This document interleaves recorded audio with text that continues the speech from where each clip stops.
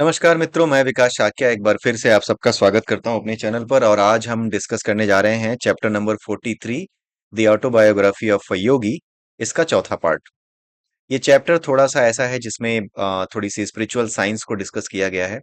तत्वों के स्तर पर, एलिमेंट्री लेवल पर चीजों को समझाया गया है। इस वजह से थोड़ा हम ज्यादा समय ले रहे हैं इन चीजों को कवर करने में।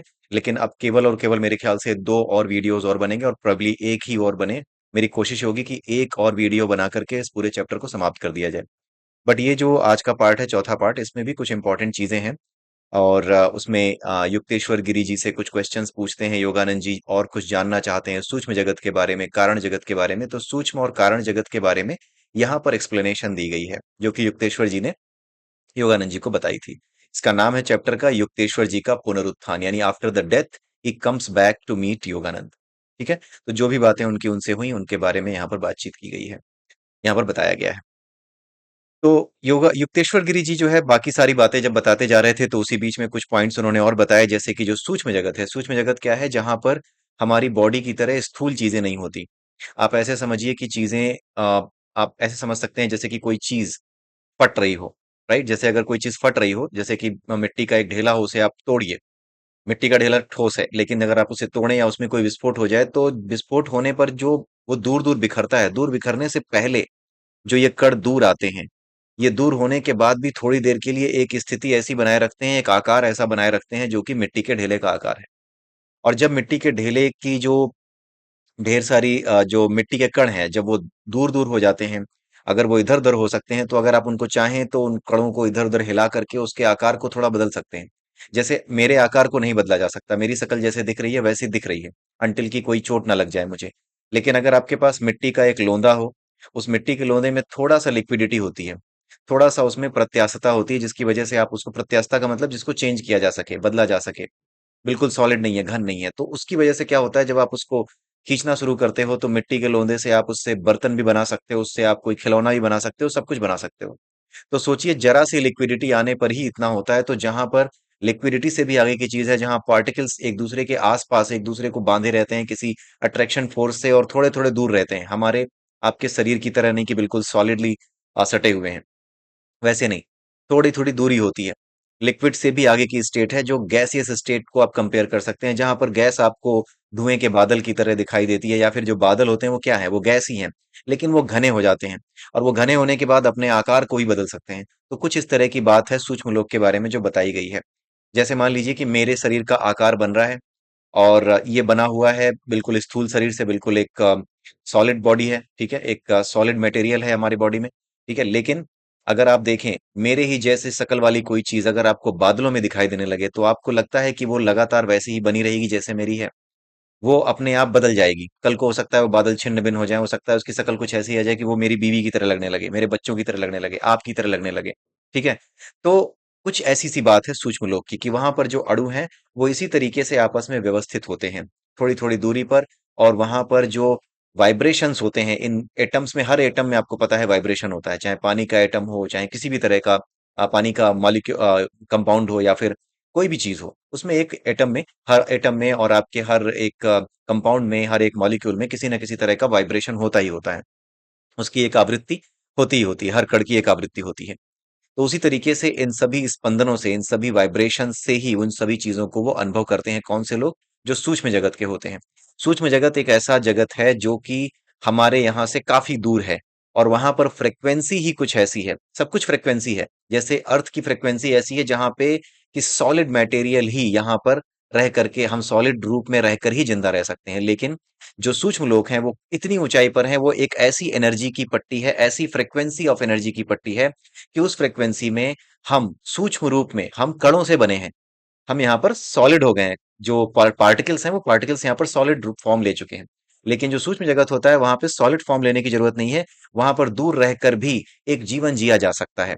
क्योंकि हमारी बॉडी में चोट लगती है, हमें पता लगता है, दर्द होता है, लेकिन वहां पर क्योंकि वो सूक्ष्म है, दूर दूर है वो कण, तो चोट लगती भी है तो उन कणों को दोबारा व्यवस्थित करके वो वापस से ठीक हो सकते हैं। इसीलिए कहा जाता है कि वहां पर रोग कष्ट नहीं है। राइट। तो वो एक एनर्जी पट्टी है, एक अलग फ्रिक्वेंसी की एनर्जी स्ट्रिप है, जिसमें उस फ्रिक्वेंसी पर चीजें, यानी कि पार्टिकल्स, दूर दूर रह करके भी एक अस्तित्व को बनाए रख सकते हैं। जैसे बादल है, बादल को आप काट दीजिए, थोड़ा सा बादल छट पड़ जाए तो क्या उसको दर्द होता है, कोई तकलीफ होगी? कोई ऐसा तो नहीं है कि उसको ब्लड निकलेगा, कुछ नहीं।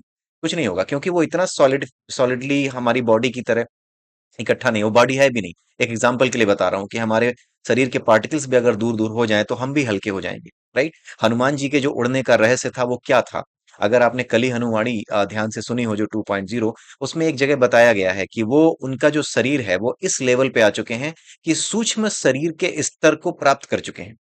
सूक्ष्म शरीर के स्तर को, कारण शरीर के स्तर को वो जानते हैं। उस स्तर पर वो जानकारी रखते हैं और अपने अणुओं को वो दूर दूर फैला सकते हैं। वो नॉलेज आपके भीतर अपने आप होता है, वो अपनी इच्छा शक्ति से ही ये काम कर सकते हैं। राइट। जैसे इच्छा क्या होती है? इच्छा एक बीज है हमारे अंदर। तो बीज ही क्या है? कारण है। कारण की वजह से ही हम कोई काम करते हैं, उसी कारण की वजह से ये शरीर मिला है। तो जो लोग सूक्ष्म स्तर पे आ जाते हैं वो जानते हैं कि जो कारण है, जो इच्छा है, उस इच्छा के करने मात्र से ही अणु, हमारे जो अणु हैं वो दूर दूर कैसे हो सकते हैं? अगर हमारे अणु दूर दूर हो जाएं, अगर वही बादल हैं जो कि आकाश में हैं, जब वो दूर दूर हैं उसके जो वाटर वेपर्स हैं, तो वो एक पाए की तरह दिखाई देता है, गैस के गुब्बारे की, गैस का एक वो दिखाई देता है, समूह दिखाई देता है, गैसियस पार्टिकल, एक गैसियस स्ट्रक्चर दिखाई देता है। लेकिन जैसे ही वो थोड़ा सॉलिड होता है तो बूंद बन करके, पानी की बूंद बन करके जमीन पे गिर पड़ता है। यानी जैसे जैसे आप नजदीक आएंगे, जितना संघनन होगा, जितना ज्यादा कंडेंसेशन होगा, उतना जल्दी आप नीचे आएंगे। राइट। तो हमारी बॉडी, जब हम इस तरह की चीजें जान जाते हैं, इस तरह का नॉलेज हमारे भीतर पैदा हो जाता है। नॉलेज कोई ऐसी चीज नहीं कि कोई सिखाएगा, कोई ज्ञान ऐसी चीज नहीं है जो कोई आपको सिखाता हो। गुरु भी आपको ज्ञान देता नहीं है, गुरु आपको ज्ञान के लिए जागृत करता है। राइट। जागृति करता है आपके अंदर, ताकि उस ज्ञान को, जो इस नेचर को चलाता है, उसे आप रिसीव कर सकें। रिसीवर आपको बनाता है, एक अच्छे रिसीवर को बना देना ही गुरु का काम है। वही ज्ञान देना कहलाता है, क्योंकि अल्टीमेटली वो रिसीवर बनने के बाद आप ज्ञान आपको मिल जाता है। इसी वजह से ये कहा जाता है कि गुरु ही ज्ञान देता है। और असल में देखा जाए तो वही ज्ञानदाता भी है, क्योंकि उसने आपको तैयार किया, बाकी तो अपने आप हो रहा है, वो थोड़ी डालता है। वो तो जानता ही है कि पहले से ही नेचर में ज्ञान है। तो इसीलिए गुरु जो रिसीविंग एंड है आपका, वो खोल देता है। इसीलिए वो गुरु है, क्योंकि आप ये नहीं जानते, वो इस बात को जानता है कि रिसीविंग कैसे की जाती है, रिसीवर कैसे बना जाता है। तो कुछ लोग इस विद्या को जानते हैं, जिसकी वजह से वो अपने शरीर को सूक्ष्म तत्वों में विघटित कर सकते हैं। हनुमान जी अपने शरीर को सूक्ष्म तत्वों में विघटित कर सकते थे। इस वजह से ही वो क्या कर सकते थे? हवा में उड़ सकते थे। उनके कण इतने हल्के हो सकते हैं, जैसे बादल हवा में चले जाते हैं, उसी तरीके से वो भी जा सकते थे। तो जिसके अंदर ये विद्या होगी वही ये चीज कर पाएगा। ये कली हनुमाड़ी से बता रहा हूं, जहां से जैसा आया है वहां से वैसा बता रहा हूँ। ठीक है। यहाँ पर जो लिखा है वो बताना मेरा काम है। मैं इनमें से कितनी बातों को मानता हूँ, कितनी बातों को नहीं मानता, कितनों को मैं विश्वास नहीं करता, कितनों का मैंने अनुभव कर लिया है, ये सब मेरे प्रश्न हैं, ये सब मेरे लिए हैं। लेकिन जब मैं किसी किताब की व्याख्या कर रहा हूँ या फिर कहीं की कोई बात लिखी है उसकी व्याख्या कर रहा हूँ, तो उसको पूरी तरह से आपके सामने रखना यही मेरी ड्यूटी है, यही मेरा काम है, क्योंकि मैंने इस चीज को अपने सामने रखने की कोशिश की है। तो जैसा इन बुक्स में लिखा है वैसा मैं आपके सामने इनको रख रहा हूँ। ठीक है। तो सूक्ष्म जगत में आयु अधिक होती है, पहली चीज उन्होंने बताया। भौतिक कर्मों के अनुसार ही निवास, यानी कि जितने आपके भौतिक कर्म होते हैं, जितने आपके भौतिक कर्म होते हैं, उसी हिसाब से ही जो बीज बड़े होते हैं, भौतिक कर्म के बीज आपके शरीर के अंदर चले जाते हैं। जैसे आपने भगवत गीता अगर सुनी हो तो उसमें प्राणमय कोश, मनोमय कोश, अन्नमय कोश, इनकी बात हमने की थी। तो जो मनोमय कोश होता है ना, उसमें कर्मों के बीज, एक स्पंदन चला जाता है, एक तरीके की एक रस्सी होती है। जैसे ही आप कोई इच्छा करते हो तो एक तरीके की तरंग पैदा होती है, वो तरंग एक प्रकाश तरंग होती है, वो आपके मनोमय कोश में बैठ जाती है। वो क्या हो जाती है? वो बीज बन जाती है। अब यही बीज क्या होता है, जब तक इस बीज से आप मुक्त रहते हो, अगर आपने अपने आप को इस लेवल तक उठा लिया है कि इन बीजों के रहने के बाद भी आपने अपने आप को इस लेवल तक कर लिया था कि आप उन बीजों को दबा के रख सकते हैं। दबा के रखने का फायदा नहीं होता, दबा के रखने का बस इतना ही हुआ कि आपने अपने आप को इस लेवल पर उठा लिया कि आपकी जो प्रवृत्ति है वो सूक्ष्म हो गई। आप इनफाइनाइटेसिमल हो गए। इसकी वजह से क्या हो गया? आपकी फ्रिक्वेंसी उस लेवल पे आ गई कि उस जो स्ट्रिप से आप क्या कर सकते हो? ट्यून कर सकते हो। आप उस स्ट्रिप से ट्यून करोगे तो आप वहां पहुंच जाते हो, ट्यूनिंग आपकी हो जाती है। राइट। जब आपकी ट्यूनिंग हो जाती है, लेकिन साथ ही ट्यूनिंग होने के बाद भी होता क्या है कि आपके बीज आपके अंदर पड़े होते हैं, आपके जो इच्छाओं के बीज हैं वो पड़े रहते हैं। जैसे जब हम कोई काम करते हैं तो दिन में काम कर रहे होते हैं, रात को हम क्या करते हैं? हम कहते हैं कि अब ये काम अगले दिन करेंगे, अगले दिन उठेंगे, अगले दिन करेंगे, अगले दिन सो करके उठेंगे। और जब सो करके उठने का आप एक टाइम डिसाइड करने लगते हो कि हाँ, मेरा सोना बस 4-5 घंटे का ही होना चाहिए, छठे घंटे मुझे उठ जाना चाहिए क्योंकि ये काम मुझे करना है, राइट? तो वो जो जैसे आपकी इच्छा है, जैसे आपका संकल्प है, उसी के अनुसार आप सुबह उठते हो। ठीक उसी तरीके से उस सूक्ष्म जगत में भी जब आप जाते हो, जब आप पहुंच जाते हो, तो वहां अगर कोई बीज, इच्छा का कोई बीज जो इस संसार में रह गया था, अगर कोई भी इच्छा का बीज वहां पे है, तो वहां पे उतनी देर रहने के बाद, जैसे यहाँ पे आप अलार्म क्लॉक लगाते हो कि भैया आज 6 घंटे नहीं सो सकते, आज 8 घंटे नहीं सो सकते, आज 4 घंटे बाद ही उठना है, ट्रेन पकड़नी है या ऑफिस का कोई काम करना है, जो भी है। ठीक उसी तरीके से जो बीज आपके अंदर रह जाते हैं, उन बीजों की भी एक टाइम लाइन होती है कि इस इच्छा की पूर्ति के लिए उसको कितने समय के बाद वापस आना है। उस समय की ट्यूनिंग जो है, उस समय की गारंटी हम नहीं जानते, उस समय की गारंटी ये नेचर खुद जानता है। तो जब ये नेचर खुद जानता है, तो जितनी देर आप सूक्ष्म जगत में रह सकते हो, इसके अकॉर्डिंग ही रह सकते हो, इन बीजों के अकॉर्डिंग ही रह सकते हो। और उसके बाद जब ये बीज एक्टिव होते हैं, वापस आप धरती पर गिर पड़ते हो, वापस यहाँ पर आप जन्म लेते हो। वहां पर मृत्यु होती है, लेकिन ऐसी मृत्यु नहीं होती जैसे कि इस पृथ्वी पर होती है, आपको कष्ट नहीं होता। वहां पे केवल अणु विघटित हो जाते हैं, प्राण अणु इधर उधर बिखर जाते हैं, और आपकी जो आत्मा है, जो आपका इच्छा है, जो कारण था आपके जीवन का, वो वापस कारण बन करके आत्मा के रूप में आपके इस शरीर में, जो कि पृथ्वी पर है, उस शरीर के साथ जुड़ जाती है, उस किरदार के साथ जुड़ जाती है। आत्मा क्या है, प्राण अणुओं को वहां पे छोड़ देती है। जैसे हमारे भी तो प्राण ही निकल जाते हैं ना इस धरती पे, वहां पर भी प्राण ही निकलते हैं, लेकिन जो बीज स्वरूप है, जो कारण स्वरूप, जो अंतःकरण है, वो अब भी विद्यमान रहता है। उसकी वजह से क्या होता है कि आप वापस एक किरदार को पकड़ लेते हो जो इन इच्छाओं को पूरा कर सकता है। जैसा किरदार होता है, वैसी ही आपकी ट्यूनिंग होती है। उस ट्यूनिंग, उसकी फ्रीक्वेंसी के हिसाब से आपकी ट्यूनिंग हो जाती है एक पर्टिकुलर किरदार के साथ। इस पूरी दुनिया में करोड़ों अरबों किरदार हैं, लेकिन उनमें से कोई एक किरदार आप चुनते हो। वो आप नहीं चुनते हो, वो आपकी आत्मा चुनती है। वो आत्मा कैसे चुनती है?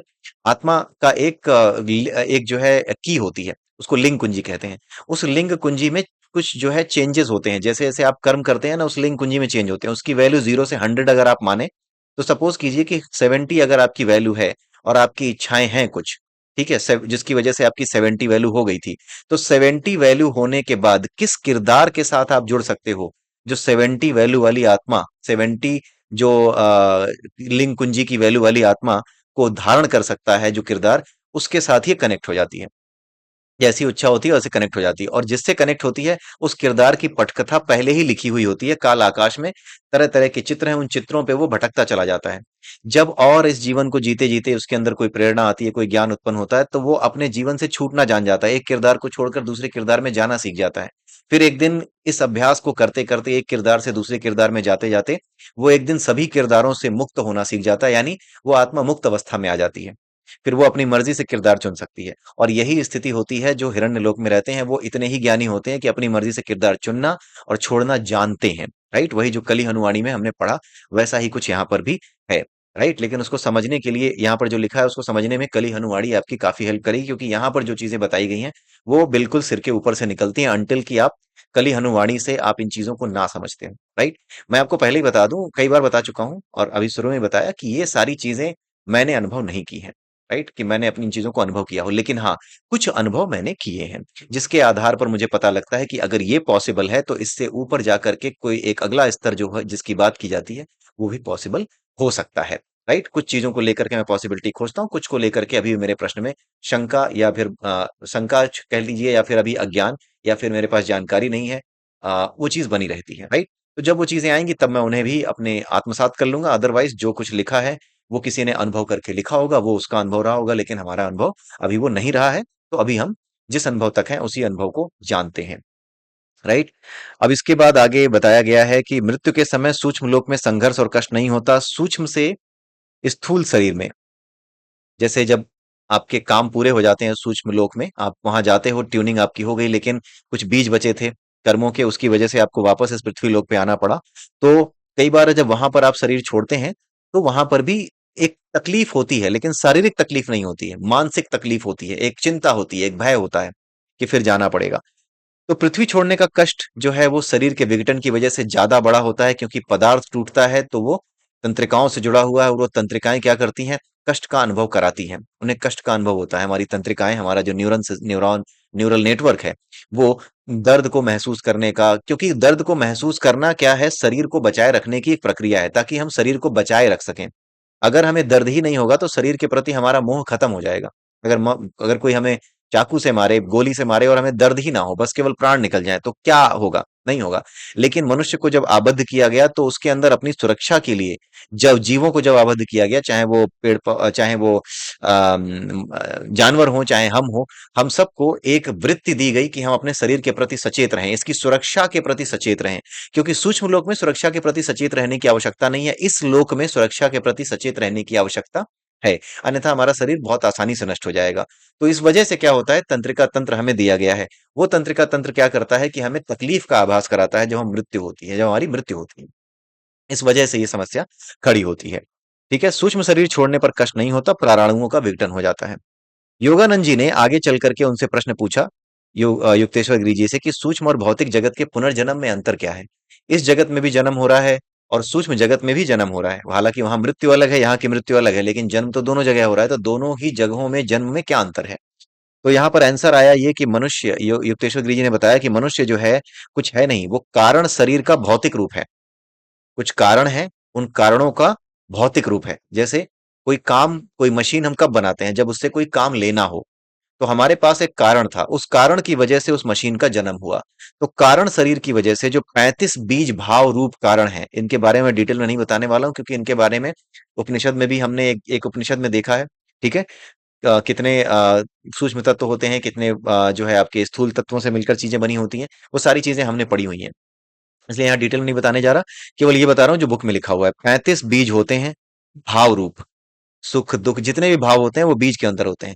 जैसे आम के पेड़ का जो बीज होता है, उसके अंदर पूरा आम का पेड़ है लेकिन दिखेगा नहीं। बीज को तोड़ोगे ना तो उसके अंदर दिखने से रहा आम का पेड़, लेकिन उसमें आम के पेड़ बनने की पूरी संभावनाएं हैं। तो बीज क्या है? कारण है। ऐसे ही 35 बीज माने जाते हैं। इन 35 बीजों में से 19 बीज जो है वो सूक्ष्म शरीर का निर्माण करते हैं, और 16 बीज जो हैं वो रासायनिक तत्व होते हैं। वो क्या करते हैं? वो भौतिक शरीर का निर्माण करते हैं, जो बाहर से दिख रहा है। ये केमिकल बॉडी है, राइट। जो सूक्ष्म शरीर होता है वो मनोमय, भावमय, प्राणमय, इन तीन चीजों से बना होता है। सूक्ष्म शरीर मनोमय, भावमय, प्राणमय, इन तीन चीजों का होता है। तो कैसे होता है? जैसे आपका सूक्ष्म शरीर होता है, कहाँ शुरू होता है? जहां प्राणमय कोश होता है। जैसे अब भगवत गीता में हमने पढ़ा था, प्राणमय कोश से लेकर के आनंदमय कोश तक जो कुछ है वो सब कुछ, जो भावों के कारण, जो वासनाओं के कारण मरने के बाद भी, शरीर के नष्ट होने के बाद भी एग्जिस्ट करता है। और एक प्रॉपर बॉडी, जैसी उसकी फ्रीक्वेंसी है वैसी फ्रीक्वेंसी की एक बॉडी, जो भी हो सकती है, कुत्ता बिल्ली गाय भैंस जो भी हो सकती है, वैसी बॉडी वो ट्यून करने के लिए खोजता है। ये नेचर ट्यून कर देती है उसको उस बॉडी में। आपके हाथ में नहीं, आप कहाँ पैदा हो जाओगे? आपके हाथ में होता, मेरे हाथ में होता, मैं यहाँ पैदा होता। मैं भी सोचता मैं अंबानी क्या पैदा हो जाऊं, मैं भी सोचता बड़े आदमी क्या पैदा हो जाऊं, मैं भी सोचता कि भैया ऐसी जगह पैदा हो जाऊं जहां जो है नेतागिरी चलती हो, राइट। बड़े आराम से पहले जिंदगी भर जिएंगे, उसके बाद जो है पापा तो विधायक हैं ही हमारे, चाचा तो विधायक हैं ही हमारे, हम भी विधायक बन जाएंगे। तो कुछ इस तरह की चीजें हम भी सोचते हैं, लेकिन हमारे हाथ में नहीं होता। हम विवश हैं। हम विवश हैं कि हम कहाँ पैदा हो जाएंगे। हमारे हाथ में कुछ नहीं है कि हम कहाँ पैदा हो जाएंगे। तो बुद्धि, अहंकार, चित्त और मनस, ये आपके सूक्ष्म शरीर के चार ये हिस्से हुए। उसके बाद पांच प्राण। कौन कौन से? पान, अपान, व्यान, उदान और समान, ये पांच तरह की वायु होती हैं। उसके बाद पांच ज्ञानेंद्रियां। उसके बाद पांच कर्मेंद्रियां। तो पांच पांच 10, पांच 15 और चार 19, ये 19 तत्वों से सूक्ष्म शरीर बनता है। और बाकी के जो 16 तत्व हैं जिससे भौतिक शरीर बना है, वो क्या है? वो रासायनिक तत्व हैं। उनके बारे में डिटेल नहीं यहाँ पे दी है, ना मैं देने जा रहा हूँ। ठीक है, मैंने इसको खोजा भी नहीं कि यहाँ कौन कौन से तत्वों के लिए आपको मैं प्रिपेयर करके दिखाऊं। बस एक अंडरस्टैंडिंग के लिए है। अब होता क्या है कि अब असली चीज यहां पर बताई गई है कि जैसे हम सपना देखते हैं तो हमें पता नहीं चलता कि हम वास्तव में कुछ देख रहे हैं, हमारे साथ सचमुच में कुछ हो रहा है, या ये सपना है। हम सपने को सपने की तरह देख ही नहीं पाते कि ये सपना है। हमें पता ही नहीं चलता कि ये सपना है, राइट। उसी तरीके से ये जो सापेक्षता है, सापेक्षता क्या है? जब हम बता पाए कि वो चीज अलग थी, ये चीज अलग है, तब हम क्या कहते हैं? हम सापेक्षता में है। जैसे हम जीवित, हम अभी यहाँ पर बैठे हैं, जग रहे हैं, जीवित हैं, जग रहे हैं, और यहाँ पर जो कुछ देख रहे हैं हम इसे वास्तविकता समझ रहे हैं। एक वास्तविकता की तरह हम देख रहे हैं। जैसे ही मैं सोऊंगा, सोने के बाद मुझे सपने आएंगे। जब मुझे सपने आएंगे तो उस सपने में मैं एक अलग वास्तविकता में पहुंच जाऊंगा। वहां मुझे वही चीज वास्तविक लगेगी, वही सच्चाई लगेगी, राइट। जब वहां पर जरा सी भी मुझे चोट लगती है सपने में, तो मेरा सपना टूट जाता है, मैं यहाँ जाग जाता हूँ। यानी वहां पर मेरा विघटन हो जाता है। जो भी मैंने धारण किया था वहां पे स्वप्न लोक में, सपना देखते समय, वो सब विघटित हो जाता है। वो सारे के सारे जितने अणु होते हैं सब विघटित हो जाते हैं, वापस इस दुनिया में आ जाता हूँ। उसी तरीके से जब हम जिस तरीके से हम इस कारण जगत में, सॉरी, इस भौतिक जगत में सपना देखते समय एक स्वप्न जगत में जाते हैं, ठीक है, और वो स्वप्न जगत ही हमें असली लगने लगता है, और वहां से हम वापस आते हैं। ठीक उसी तरीके से सापेक्षता के इसी नियम के अनुसार जो कारण जगत है वहां पर एक अलग ट्यूनिंग होती है। जब आप कारण जगत में पहुंच जाते हो तो सूक्ष्म जगत से आपका लेना देना नहीं रह जाता, उसकी अनुभूतियां आपकी अनुभूतियां नहीं रह जाती। उस जो सूक्ष्म जगत की अनुभूतियां हैं, वो फीलिंग्स हैं, वो आपकी कारण जगत से और आपके भौतिक जगत दोनों से अलग होती हैं। सापेक्षता के कारण ही कारण जगत वाला जानता है कि भौतिक जगत भी एक चीज है और सूक्ष्म जगत की भी एक चीज है। जैसे हम जानते हैं कि स्वप्न जगत भी एक चीज है, हम सपने में जाते हैं, जगने के बाद जानते हैं। उसी प्रकार जैसे हम सपने में जाते हैं, सपने से जाग करके इस दुनिया में आते हैं, उसी प्रकार से ये जो जगत है जिसमें हम रह रहे हैं, ये भी एक सपना है। ये थोड़ा सॉलिड सपना है, ये स्थूल है, इसलिए इससे हम जुड़ जाते हैं। यहाँ पे सब कुछ टाइटली बॉन्डेड है, इसलिए हम इससे यहाँ पर अपने अस्तित्व के साथ भी जुड़ जाते हैं। जब हम इसके साथ जुड़ जाते हैं, सपने में जाते हैं, सपना टूटता है, तो हमें पता लगता है कि हाँ, हम तो सपने में थे। उसी तरीके से ये भी एक सपना है, जिस संसार में आप हो, ये भी एक सपना है। जब ये सपना टूटता है, तो आप एक अलग जगत में, जो जहां से आप आए हो, आप वहां जागते हो। जब वहां पर भी आप जाग जाते हो, तो आप कारण जगत में पहुंचते हो। वहां पर भी जाग जाते हो, तो आप जान जाते हो कि उसके नीचे इतने लेवल के सपने थे। भौतिक जगत का सपना था, सब भौतिक जगत के सपने के भीतर सपना था। उसके बाद फिर आपका सूक्ष्म जगत का सपना था, फिर अब ये कारण जगत का सपना है। तो हर जगत दूसरे जगत को सपने की तरह देखता है, हर जगत दूसरे जगत को एक सूक्ष्म, एक भ्रम की तरह देखता है। जैसे हम सपने को एक भ्रम मानते हैं, राइट, लेकिन इस चीज को हम सच मानते हैं। जब यहां से जागोगे, जब मृत्यु होगी, जब आपकी ऐसा कभी नहीं होता कि आपको ये लगे कि आप नहीं हो। आपको नहीं, ऐसा हो ही नहीं सकता कि मरने के बाद आपको ये लगे कि आप नहीं हो। आपको पता लगेगा कि आप हो, लेकिन क्या हो, कैसे हो, आपको अंदाजा नहीं हो पाएगा। आप एक व्याकुलता के साथ घूमोगे, शरीर नहीं होगा, कुछ नहीं होगा, बस एक व्याकुलता होगी, इधर उधर भाग रहे होगे, राइट। लेकिन जब आप ज्ञान अर्जित कर लोगे, जब आपके पास ज्ञान होगा, तो आप उस मृत्यु से घबराते नहीं हो। आपको पता है कि क्या होने वाला है, आप जानते हो कि क्या होने वाला है। तो आपको कभी ऐसा महसूस नहीं होगा कि कि आप नहीं हो। आप हमेशा अपने आप को महसूस करोगे कि आप हो। जैसे सोने के बाद भी आप महसूस करते हो कि आप हो। जागने के बाद अगर सपना नहीं आया रात भर, तो आपको ऐसा अनुभव होता है कि पता नहीं कहाँ रहते हैं, हमें पता ही नहीं होता। होना क्या होता है, ना होना क्या होता है, ये पता ही नहीं चलता। ठीक है? ये सब हमें पता ही नहीं चलता। गहरी नींद में जब सोते हैं, जब सपना ही नहीं आता, तब हमें पता ही नहीं चलता कि हम कहाँ थे। लेकिन जगने के बाद सापेक्षता के कारण हम जानते हैं कि वो भी एक अनुभूति है, जिसमें कोई अनुभूति ही नहीं। गहरे सपनों की अवस्था, गहरे नींद की अवस्था जिसमें सपने भी नहीं है, जागने के बाद हमें पता चलता है कि वो भी एक अनुभूति है, वो भी एक फीलिंग है, जो कोई फीलिंग देती ही नहीं है, लेकिन वो भी एक फीलिंग है, जिसकी फीलिंग ही नहीं आती। तो ये सब सापेक्षता के कारण ही आप जानते हो। ये जगत सपनों के प्रति सापेक्ष है, सूक्ष्म जगत इस जगत के प्रति सापेक्ष है, कारण जगत सूक्ष्म जगत के प्रति सापेक्ष है। तो एक जगत से दूसरी जगत में हम जागते चले जाते हैं, हमें जागृति करनी है। इसीलिए कहा जाता है कि आत्मा की जागृति करो, राइट, क्योंकि हम एक सपने से दूसरे सपने में जाते रहते हैं और अंत में कारण जगत के सपने में पहुंच करके वहां से कारण जगत के जो सपने हैं उसको भी छोड़ करके जब अपने वास्तविक रूप में पहुंचते हैं, जो बीज रूप है, जो परम तत्व रूप है, जब उस तक पहुंचते हैं, तब कहते हैं कि हम मुक्त हो गए। उसे कहा जाता है मुक्ति। ठीक है।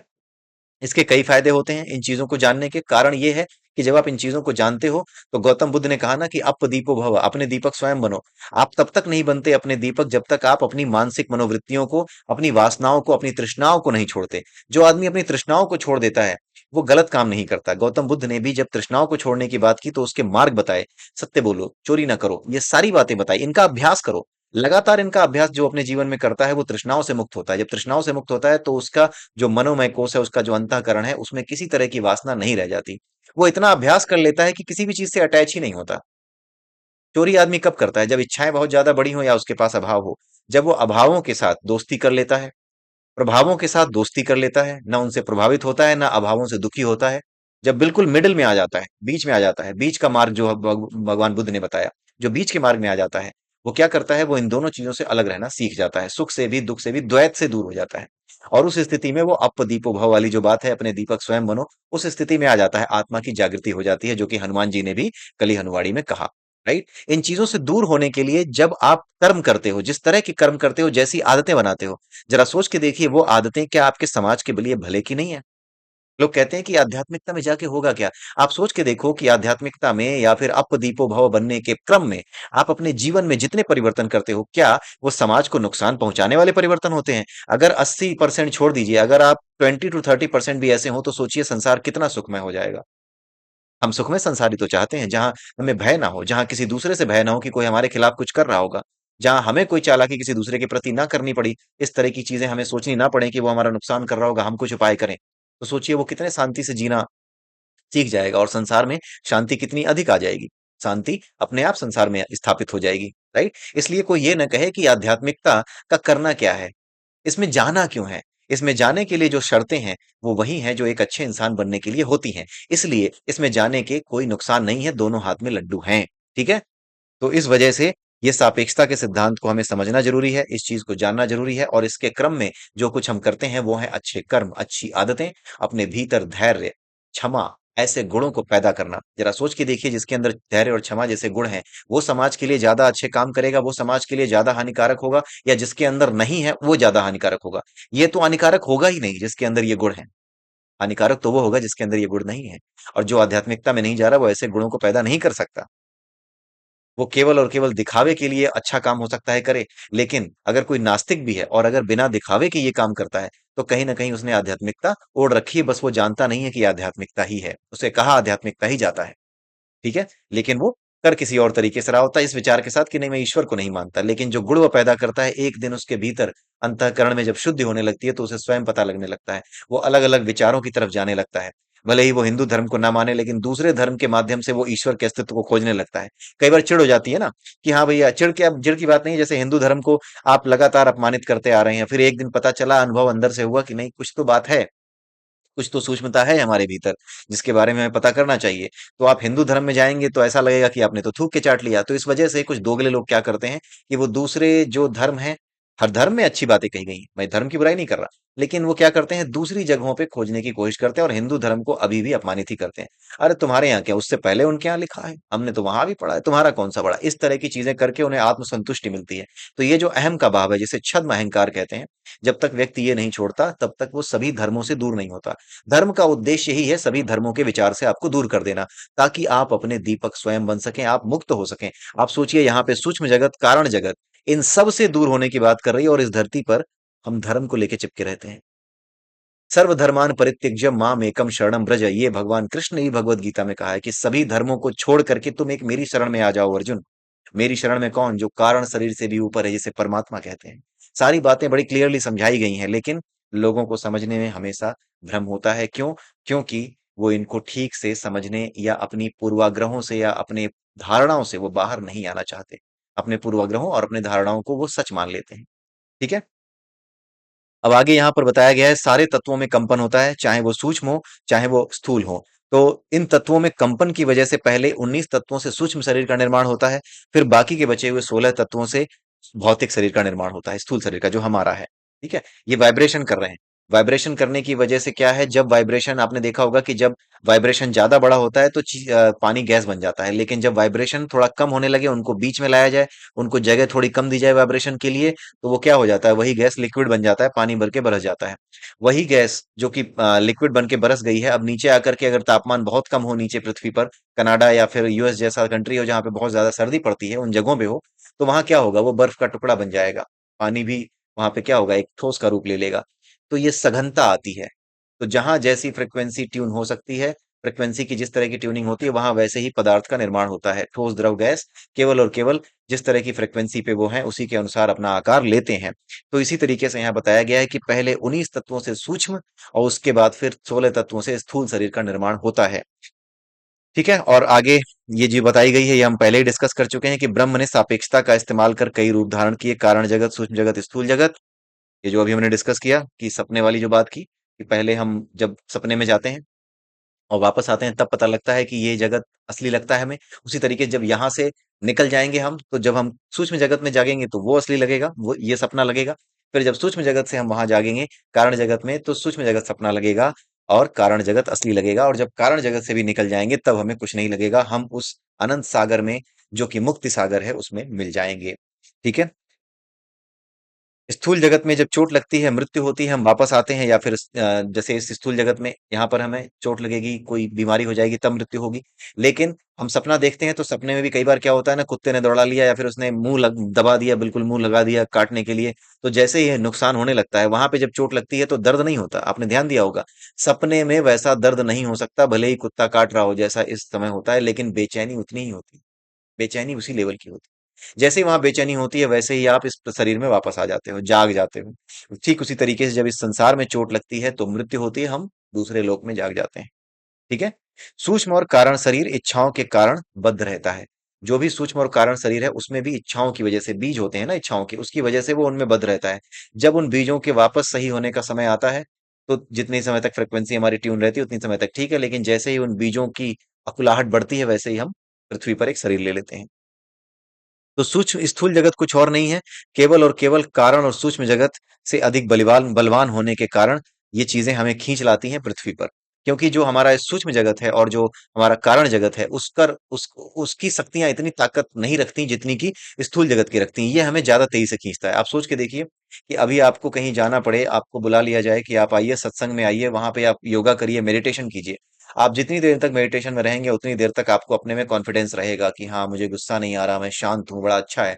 लेकिन जैसे ही आप वापस आते हैं, ऑफिस का काम करते हैं, लोगों से मिलते हैं, आपको गुस्सा आना शुरू हो जाता है उनकी हरकतों पर। कारण क्या है कि ये जो स्थूल जगत है, यहाँ पर जो घटनाएं हो रही हैं वो हमें ज्यादा तेजी से आकर्षित करती हैं, क्योंकि ये स्थूल जगत है। स्थूल जगत में बहुत तेजी से ये आकर्षित करती हैं क्योंकि यहाँ पर संघनन है, कंडेंसेशन है, नजदीकी है, बहुत जल्दी ये खींच लेती हैं। जो कुछ भी आपने सूक्ष्म शरीर के लिए किया था, मेडिटेशन वेडिटेशन गया तेल लेने, वो वहीं रह जाता है। ठीक है। आप इस दुनिया से ही महसूस कर सकते, इस दुनिया में रहकर ही महसूस कर सकते हैं कि जो सूक्ष्म शरीर पर काम करने के लिए जो मेडिटेशन आप कर रहे थे, उसको मजबूत करने के लिए जो मेडिटेशन आप कर रहे थे, वो सब बेकार चला जाता है। और सूक्ष्म शरीर से बाहर आकर के बाहर आकर के जब आप स्थूल शरीर में आते हैं और कोई बाहर घटना होती है, तो बड़ी आसानी से आपको अपनी ओर खींच लेती है और आप उसमें अटक जाते हैं, आपको गुस्सा आने लगता है, आपको चिंता होने लगती है, सब कुछ होने लगता है। तो यही बात यहाँ पर ही बताई है कि जो स्थूल जगत की अभिव्यक्तियां हैं वो कारण और सूक्ष्म जगत की अभिव्यक्तियों से कहीं अधिक बलवान होती हैं। इसी वजह से वो खींच लेती हैं। इसीलिए जब आप सूक्ष्म जगत और कारण जगत में पहुंचते हो तो वहां से भी नीचे गिरने का कारण यही होता है कि कोई भी बीज यहां से लेकर के नहीं जाना है। अगर बीज यहां से लेकर गए कर्मों का, तो फिर वहां पे जाकर के वापस यहाँ आना पड़ेगा, क्योंकि जो बीज हैं कर्मों के, उनसे रिलेटेड जो न्यूट्रलाइजेशन है वो न्यूट्रलाइजेशन यही किया जा सकता है। न्यूट्रलाइजेशन करना पड़ता है ना, जो भी इच्छा आपके अंदर है उसको न्यूट्रलाइज करना पड़ता है। तो जो इच्छा आपकी है वो इस धरती पे ही, पृथ्वी पे ही न्यूट्रलाइज होती है, भौतिक शरीर में ही न्यूट्रलाइज हो पाती है। ठीक है। जिस वजह से वो न्यूट्रलाइजेशन यहाँ पर याद बनी रहती है, इसकी जो याद बनी रहती है। अगर इस संसार में रह करके कोई इच्छा कर ली कि हाँ ये जीना था, अगर सूक्ष्म शरीर में रह करके इच्छा की, तो सूक्ष्म शरीर कारण सूक्ष्म जगत और कारण जगत के बीच में आना जाना होगा। लेकिन अगर यहाँ से जाते समय, सूक्ष्म जगत में जाते समय, यहाँ अगर भौतिक जीवन की कोई इच्छा कर ली, भौतिक धरती की, भौतिक पृथ्वी की कोई इच्छा कर ली, जो यहीं पे पूरी हो सकती है, और वहां पहुंच गए, तो उस इच्छा के साथ पहुंच तो गए, लेकिन जैसे ही आपका वहां वास पूरा होगा वैसे ही वापस यहाँ पर आ जाओगे। यानी कि जैसे ही वहां पर आपकी फ्रिक्वेंसी जो ट्यून हुई थी, जितनी देर तक ट्यून रह सकती है आपकी इच्छाओं के बोझ की वजह से, उतनी देर तक रहेगी। फिर उसके बाद वहां पे आपके प्राण के जो अणु होते हैं वो टूट जाएंगे, बिखर जाएंगे, और वापस आपकी जीवात्मा क्या होगी, पृथ्वी पर आकर के ट्यून हो जाएगी अपने लायक किरदार में। यही चीज यहाँ बताई गई है। सूक्ष्म जगत में जो आनंद होता है वो स्पंदन के कारण होता है। स्पंदन मीन्स जो वाइब्रेशन है उसी से वो आनंद लेते हैं। भाई हमारी बॉडी में भी क्या है, वाइब्रेशन ही तो होते हैं। जब हम खुश होते हैं तो वाइब्रेशन होते हैं, लेकिन हमें लगता है कि हमारे भौतिक शरीर में वाइब्रेशन हो रहा है, हमारे रोंगटे खड़े हो जाते हैं, हम खुश होते हैं, हमारा चेहरा अलग दिखता है। लेकिन अंदर से जो सूक्ष्म शरीर होता है असल में वो खुश हो रहा होता है।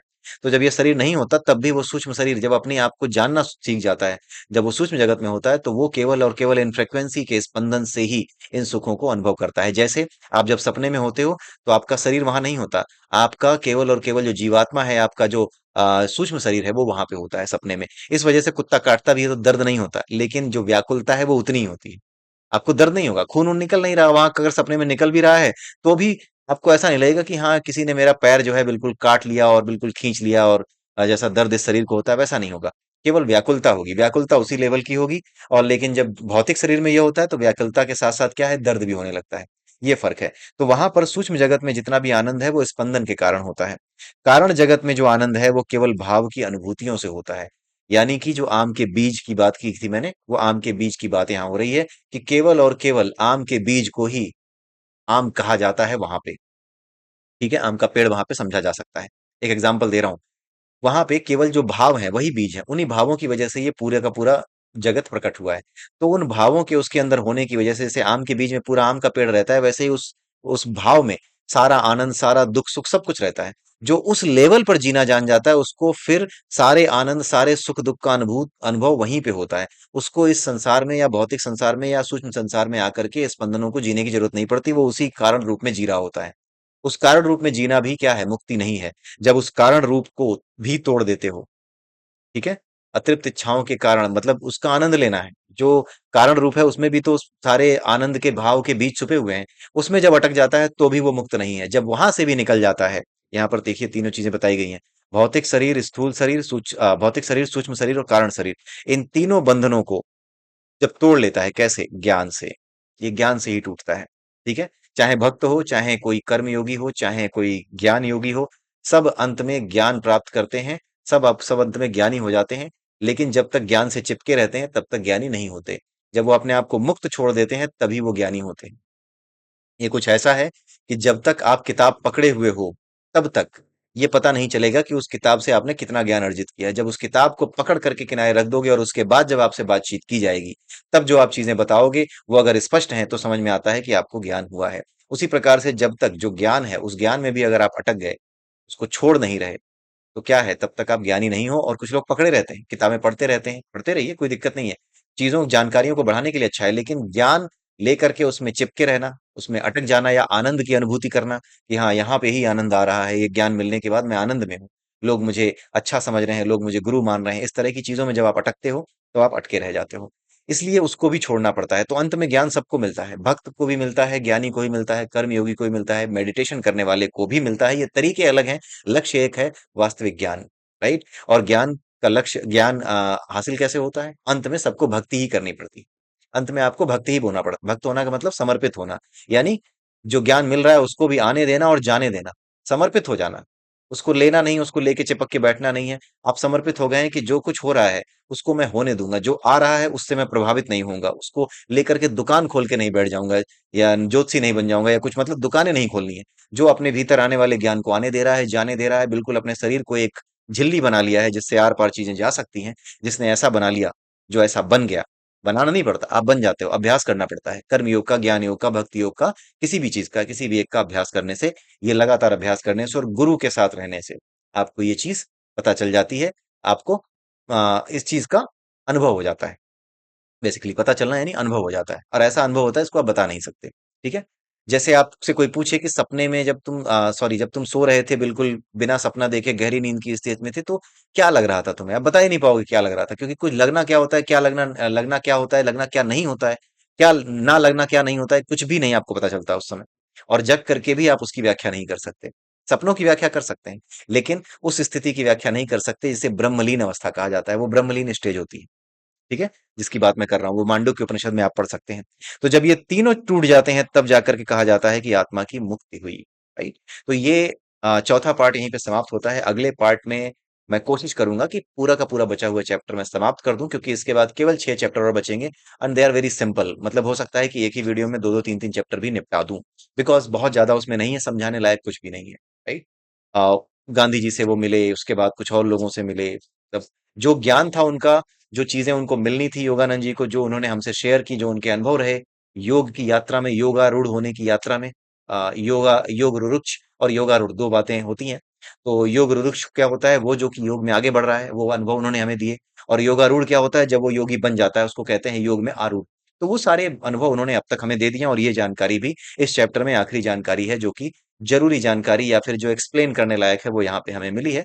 इस वजह से ये चैप्टर ही ऑलमोस्ट आखिरी चैप्टर आप समझ सकते हैं। इसके आगे जो भी है वो कुछ उनकी अपने एक्सपीरियंसेस हैं। गांधी जी से मिले वर्धा में, उसके अलावा कहीं और गए मिलने, किसी और जो है संत से मुलाकात हुई, उन सभी के बारे में बातचीत उन्होंने की है। और वो बातचीत में ऐसा कुछ नहीं है जिसको हम और आप केवल पढ़ करके ना समझ सके। अब ना समझ सके ऐसा नहीं होगा। पहले हो सकता है शुरुआत के चैप्टर टफ रहे हो, लेकिन इन इतने वीडियोस देखने के बाद अगर आप मेरे साथ यहाँ तक जुड़े रहे हैं, तो इसके बाद अगर आप मैं बाकी की किताब छोड़ भी दूं तो भी आप उसको समझ जाएंगे। उसको समझ तो आप वैसे भी जाएंगे, बट बात यह है कि मैं केवल अपने अनुभव शेयर कर रहा हूँ। ऐसा नहीं है कि मुझे ही समझ में आई है। बात यह है कि मैं अपने अनुभव शेयर कर रहा हूँ, सो दैट मेरे अनुभव से किसी और को अगर लाभ मिल जाए इस किताब को समझने में, इसके तत्वों को समझने में। देखिए मैंने पूरी तरह से नहीं समझा है, मैं बिल्कुल मानता हूँ, लेकिन जितना मैंने समझा है उससे मुझे एक प्रकार के आनंद की अनुभूति होती है। जितने लोगों से मैंने बात की उन्होंने भी इस बात को बताया कि हाँ इस चीज को शेयर करो, इस चीज को बताने से हमें भी लाभ हो रहा है। तो अगर किसी का लाभ हो रहा है तो फिर कोई दिक्कत नहीं है, आप उस चीज को आगे बढ़ाते जाइए। राइट। तो मैं कोई गुरु नहीं हूँ, बस केवल और केवल अपने अनुभव यहाँ पर शेयर कर रहा हूँ। कोई ऐसी चीज नहीं बता रहा जो कि आप नहीं समझ सकते। सब समझ सकते हैं, अपने आप से भी हो सकता है और बेहतर समझ सकें। और मैं तो हमेशा कहता हूँ कि जो भी आपने समझा है वो कमेंट सेक्शन में जरूर लिखें। मेरे मेरे भी ज्ञान में आप वृद्धि करें, उसमें डालें। जो भी मुझे पता है उसके ऊपर भी मैं I would like to add few things. ठीक है। तो ये सारी चीजें यहाँ पर हो गई। आई थिंक कि आपको ये समझ में आया होगा, ये चैप्टर का इतना पार्ट, ये चौथा पार्ट।